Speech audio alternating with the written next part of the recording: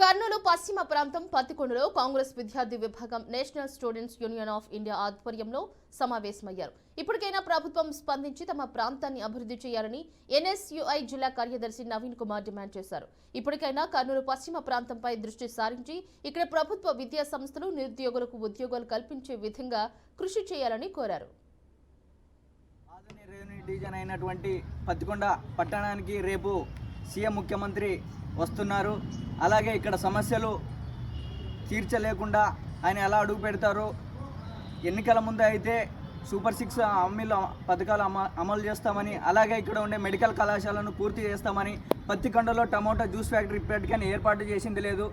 అలాగే అక్కడ వజ్రాల గని ఏర్పాటు చేస్తామన్నారు. ఇప్పటి వరకైనా ఇలాంటి ఫ్యాక్టరీలు కానీ నిరుద్యోగులకు ఉద్యోగాలు కల్పించడంలో కానీ కూటమి ప్రభుత్వం విఫలమైంది. కావున ఇప్పటికైనా చంద్రబాబు గారు మేల్కొని ఇక్కడ ఉండే ఎన్ఎంసీకి మెడికల్ కాలేజ్కు ఇప్పుడు నిర్మాణం జరగవద్దని లేఖ అయితే రాశాడు ఎన్ఎంసీ పరంగా. కావున సెల్ఫ్ ఫైనాన్స్ జీవోను రద్దు చేసి అలాగే ఇక్కడ ఉండే నిరుద్యోగులకు ఉద్యోగాలు కల్పించే విధంగా చర్యలు తీసుకోవాలని మేము డిమాండ్ చేస్తూ ఉన్నాం.